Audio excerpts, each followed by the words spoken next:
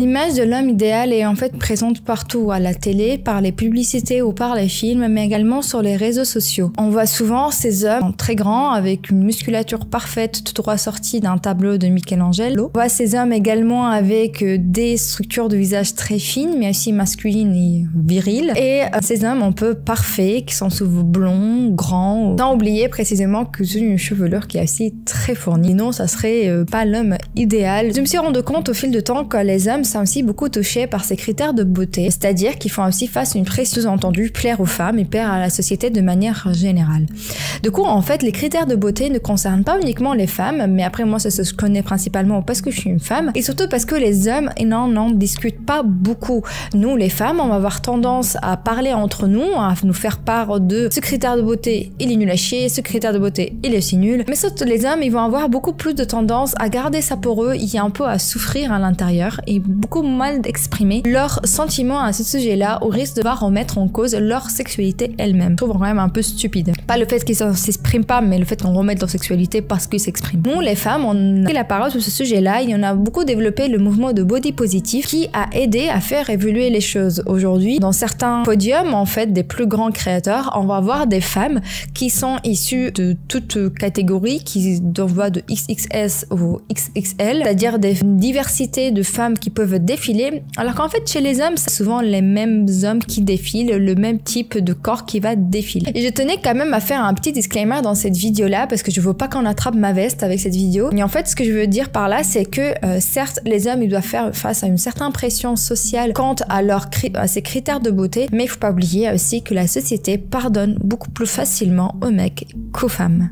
Après, là, je parle de mon point de vue, je suis pas du tout concernée par la question, mais je trouvais intéressant d'en parler et de faire part aussi de ce que je pense et de ce que j'ai pu voir dans mon entourage. Les standards de beauté masculins au fil du temps. La perception de la beauté va évoluer au fil du temps et du coup également les standards de beauté et ce que nous on exige chez les hommes. Et en fait, on va voir au XVIIIe siècle, c'est l'époque de tout ce qui est perruque avec les rois de France, la couronne et tout ça, beaucoup de vêtements extravagants avec plein de couleurs, plein de coutures. Quelques années après, c'est totalement l'opposé qui va arriver. En fait, on va voir l'apparence d'un critère de beauté chez les hommes, que c'est celui de l'obésité, c'est-à-dire que les hommes qui étaient obèses, c'était des hommes qui étaient attractifs. Et ça, c'était pour dû à une raison. Une époque où en fait, il n'y avait pas beaucoup de personnes qui pouvaient avoir accès à la nourriture. Les personnes qui étaient considérées comme des personnes de forte corpulence, c'était ces personnes-là qui avaient un statut de pouvoir. Et en fait, ce qui faisait qu'ils étaient considérés attractifs. Contrairement, la maigreur, les personnes qui étaient minces, c'était des personnes qui étaient issues des milieux pauvres, qui représentaient la faiblesse et la maladie. Des années après, avec l'apparition de cinéma et de Hollywood, on voit qu'en fait la maigreur revient un peu sur la scène. La caméra grossissant les gens à l'écran, les producteurs cherchaient des hommes qui étaient beaucoup plus minces pour pouvoir paraître plus minces à l'écran. Et du coup, en fait, plus on était mince, plus on avait des chances d'être pris à certains castings. Et en fait, là, quand je pense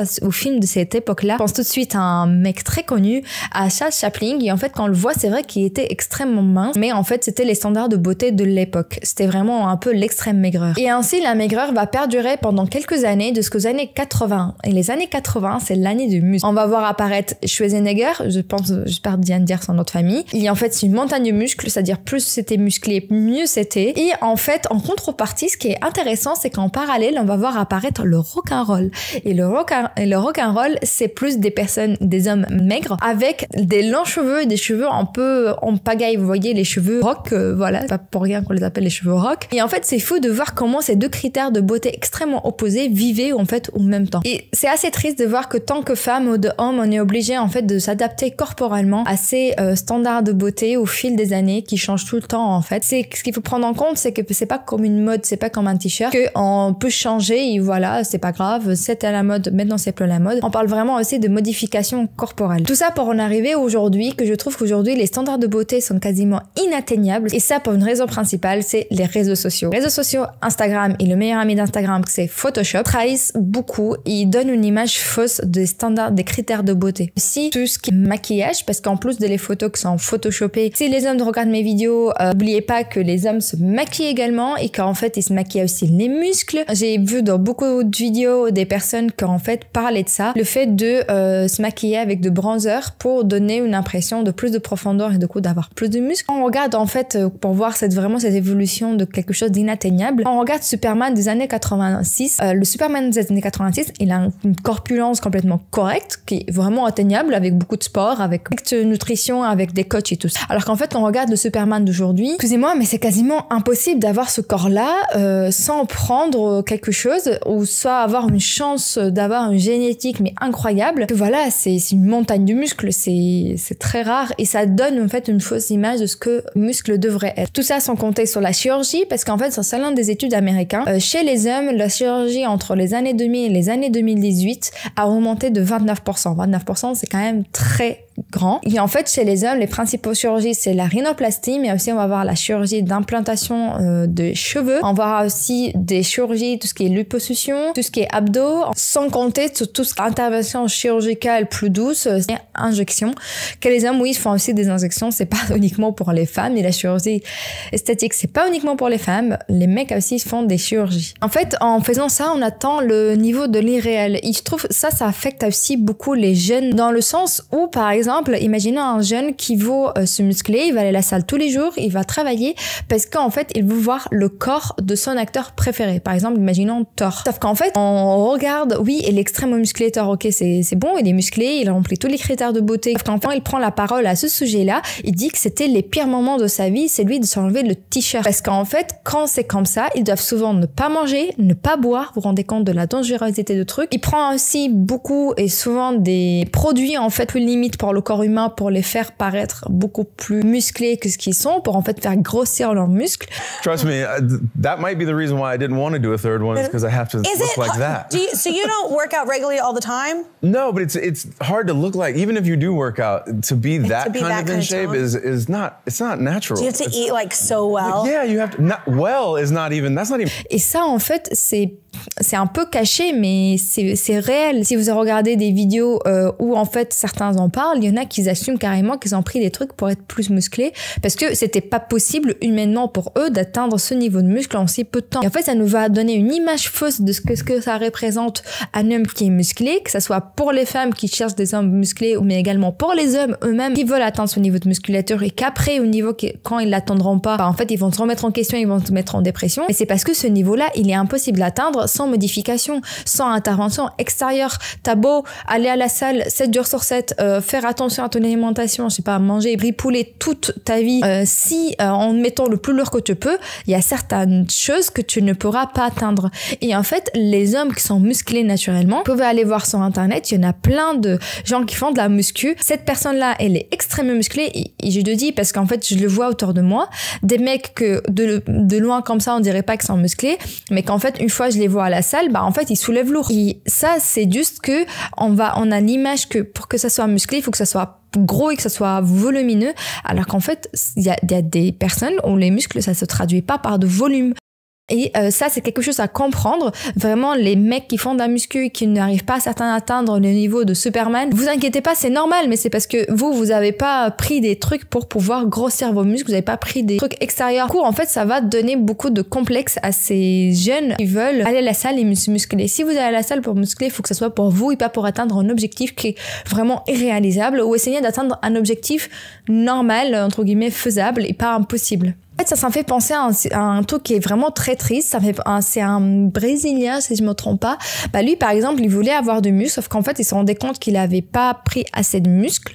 Et en gros, il a commencé à s'injecter des trucs pas très sains dans son corps. Je vous mettrai des vidéos, mais âme sensible, s'abstenir, je préfère préciser. Et en fait, ça a tellement injecté n'importe quoi dans le corps qu'en fait, son corps s'est déformé et jusqu'au point où les médecins l'ont dit que s'il n'arrêtait pas, il serait obligé de lui couper les membres. Vous vous rendez compte de la dinguerie de trucs. Mais en fait, lui, il veut pas arrêter parce qu'il est obsédé par ça. Et c'est une histoire que je trouve quand même assez triste. Il faut pas que ça devienne une obsession. Quand vous vous inspirez de quelqu'un en voulant atteindre son objectif à lui, renseignez-vous bien s'il n'a pas pris des trucs, si c'est vraiment réel et si c'est possible d'atteindre. Et surtout aussi, prenez en compte que la morphologie est différente, qu'il y en a qui vont avoir beaucoup de facilité, ils vont être extrêmement musclés des dos, mais il y en a qui, par exemple, ils vont avoir beaucoup plus de facilité au niveau des bras, beaucoup plus de facilité au niveau des jambes. Le corps humain est différent. La taille, c'est un sujet que je voulais absolument aborder. Et là, je parle de la taille, pas de l'appareil reproducteur, parce que je vous vois venir. Mais pour l'instant, je parle de la taille, c'est-à-dire des hommes, genre en hauteur, là, je sais pas, leur taille physique. Et en fait, les hommes qui sont petits, ils vont faire face toute leur vie à beaucoup de freins. C'est-à-dire, les hommes qui sont petits, c'est dans des études,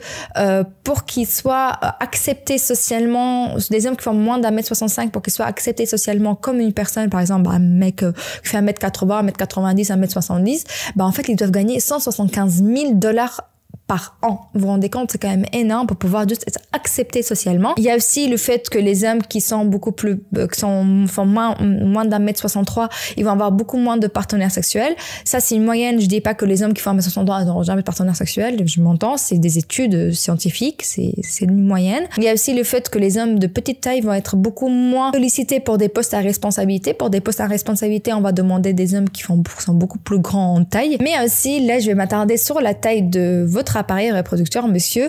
Et en fait, c'est souvent un complexe chez les hommes. Dites-moi en commentaire, c'est complètement faux. Mais en fait, du point où il y en a certains qui vont développer une dysmorphie, c'est-à-dire il y en a qui vont voir plus petit que qu'est-ce que l'est réellement leur appareil reproducteur. Et ça va les créer beaucoup d'anxiété, beaucoup de dépression aussi, beaucoup de remise en question. Alors, les cheveux. Alors, les cheveux et les hommes, c'est un sujet, vraiment, c'est deux sujets qui fâchent. Je l'ai vu dans mon entourage, dès que je parle des cheveux, on voit la goutte de sueur qui commence à tomber. Et en fait, c'est vraiment un énorme complexe. Je les comprends, vraiment, je les comprends. Et c'est complètement normal quand, en fait, on fait comprendre que si vous n'avez pas de cheveux, vous n'êtes pas attractif pour les femmes.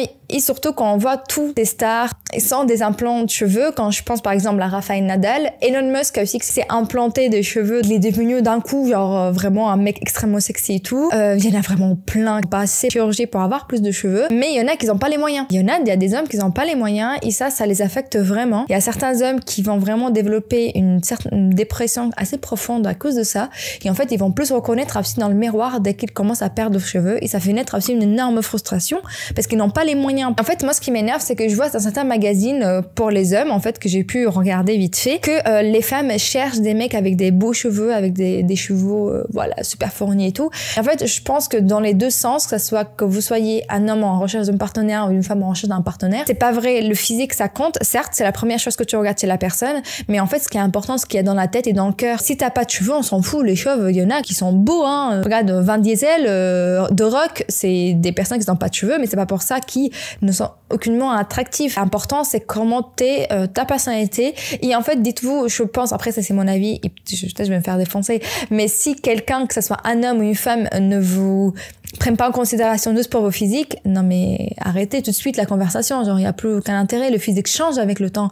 Genre moi, maintenant, il y a 5 ans, j'étais pas la même, je n'avais qu'à regarder mes présentes vidéos pour voir que je suis une personne complètement différente. On tombe amoureux, pas de physique, mais on doit tomber amoureux de la personne, de sa façon d'être, sa personnalité, est-ce qu'elle nous fait rire ou pas, est-ce qu'il est intelligent avec qui on peut avoir des bonnes discussions. Voilà, c'est tout ça en tout, c'est pas que le physique. Surtout en fait, si vous faites de la musculation, vous faites du sport ou si vous avez plus de cheveux, faites-le pour vous, ne le faites pas vraiment juste pour un critère de beauté qui va changer tout le temps. Ça change vraiment à la limite. Maintenant, on n'arrive plus à suivre. Le corps, c'est un corps. Genre, c'est pas un t-shirt qu'on peut enlever et changer au fil de temps et avec la mode. C'est vraiment quelque chose à prendre vraiment en considération. En fait, je voulais terminer comme ça parce que je pense que c'est un sujet qui me passionne vraiment, que je trouve très intéressant de voir aussi comment les hommes souffrent de cette pression sociale sur eux, comment ça peut vraiment les affecter, que ça soit mentalement, mais aussi physiquement. Et vraiment, je pense que le mieux, c'est d'essayer être bien avec soi-même, d'être fier de se regarder dans le miroir et de s'accepter tel comme on est, et que le body positif ne s'applique pas uniquement aux filles, ça s'applique aussi également aux garçons. Ah ça, écoutez, j'espère que cette vidéo vous a plu, j'espère que c'est un tout sujet qui vous a intéressé. Du coup, si vous êtes arrivé jusque-là, merci beaucoup pour votre soutien. Je vous fais plein de bisous et à ça, on se voit bientôt pour une nouvelle vidéo. Bisous!